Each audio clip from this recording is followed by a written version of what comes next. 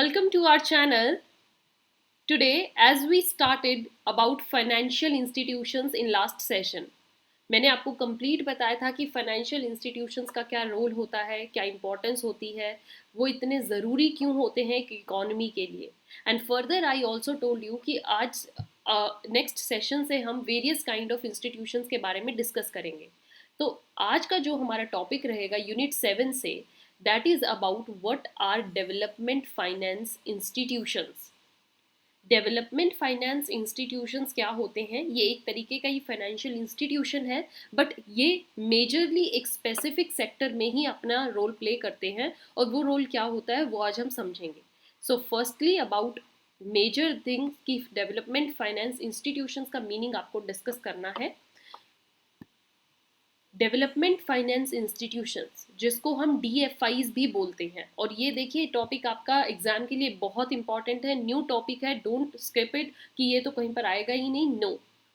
Then these are financial entities. Financial entity होती हैं, लेकिन जिनका काम क्या है? Fund economic and social growth projects.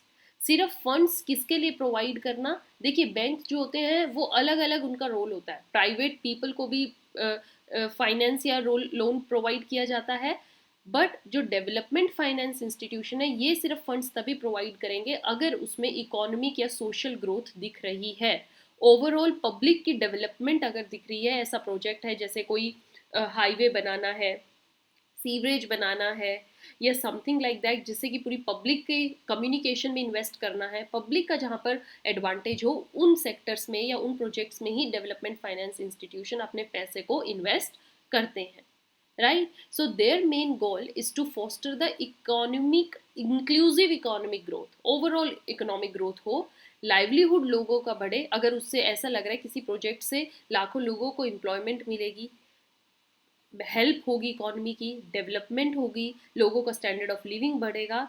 So and majorly ये ऐसे लोगों के लिए इम्पॉर्टेंट होगी जो कि अनडिजर्व्ड वार्ड्स के हैं, इकोनॉमिकली बैकवर्ड क्लास है, तो उसमें ये मेजर इंस्टीट्यूशंस इन्वेस्ट करते हैं. So DFIs are crucial in filling the financing gaps. क्यों? क्योंकि मार्केट के लॉस होता है और सब ऑप्टिमल कमर्शियल स्टिमुलाई. अब देखिए ज़्यादातर बैंक्स क्या सोचते हैं, हम ऐसी जगह इन्वेस्ट करें जहाँ से रिटर्न अच्छा है. ओके, ऐसी जगह इन्वेस्ट करना है जहाँ से उनको इंटरेस्ट रेट अच्छा मिले. बट इकोनॉमिक और सोशल ग्रोथ प्रोजेक्ट्स जो होते हैं, यहाँ पर DFIs का मेन मोटिव रहता है सोशल ग्रोथ करना, नॉट प्रॉफिट. ठीक है, प्रॉफिट बाद में है, पहले क्या प्रॉफिट रहता है कि हमें सोशली हेल्प देनी है. So they provide funding to the sectors that are critical for development. Majorly जिनका फोकस कंट्री की डेवलपमेंट में है, इकोनॉमी की डेवलपमेंट में है, डेवलपमेंट ऑफ इट्स पीपल में है, वहीं पर ये प्रोजेक्ट्स ज़्यादा इन्वेस्ट करते हैं, ज़्यादा पैसा वहाँ लगाते हैं. अब सपोज कीजिए इनके पास दो ऑप्शन आ रहे हैं और एक ऑप्शन में उनको दिख रहा है कि यहाँ पर सोशली एडवांटेज ज़्यादा है, यहाँ पर लोगों को लिए बहुत अच्छा स्टैंडर्ड ऑफ लिविंग मिलेगा, ग्रोथ ज़्यादा है, एम्प्लॉयमेंट मिलेगी, तो वो उस सेक्टर उस प्रोजेक्ट को प्रेफरेंस देंगे दूसरे की बजाय. एंड दिस हैज़, जैसे मैंने as I told you, infrastructure projects हो सकते हैं, स्मॉल फर्म्स के लिए प्रोजेक्ट्स हो सकते हैं, अफोर्डेबल हाउसिंग है, एग्रीकल्चर है जिसमें एग्रीकल्चर लाखों लोग डिपेंड होते हैं, जिसपे इनिशिएटिव्स फॉर पॉवर्टी एलिवेशन, ऐसा कोई प्रोजेक्ट है जिससे कि पॉवर्टी में थोड़ा मिनिमाइजेशन होगा, then my dear students DFI stand for only those projects. Right.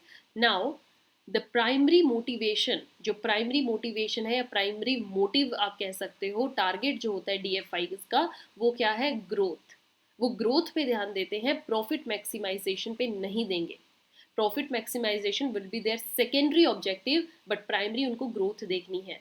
They extend the credit. Credit वो उन्हीं को देते हैं प्रेफरेंशियल टर्म्स में जहां पर उनको लगता है कि अदरवाइज ये इन लोगों को स्ट्रगल करना पड़ेगा पैसे लेने के लिए. अगर किसी और कमर्शियल सोर्स के पास जाएंगे तो वहाँ से पैसा मिलना बहुत मुश्किल है, तो वो उस प्रोजेक्ट में जल्दी पैसा देते हैं जहाँ पे उनको लगता है इनको अभी देना आसान है, प्लस इनको अगर हमने अभी दिया तो बेनिफिट ही होगा.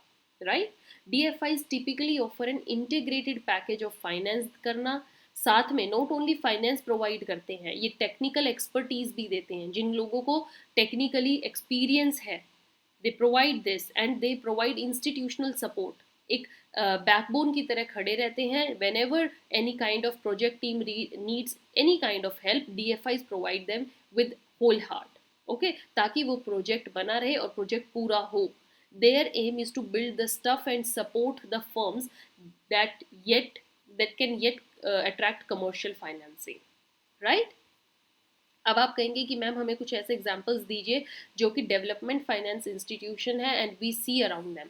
सो if we talk about internationally, we have world bank groups जिसमें आपको IRDA मिलता है, IDA है हमारा.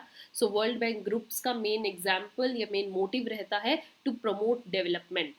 ओके एशियन डेवलपमेंट बैंक है, अफ्रीकन डेवलपमेंट बैंक है, ये अपने अपने एरियाज के डेवलपमेंट बैंक्स हैं. ओके यूरोपियन इन्वेस्टमेंट बैंक है, यहाँ से गवर्नमेंट पैसा लेती है एक ऐसा प्रोजेक्ट दिखाकर कि इससे लाखों लोगों की उम्मीदें जुड़ी हैं और लाखों लोगों की डेवलपमेंट होगी ही होगी.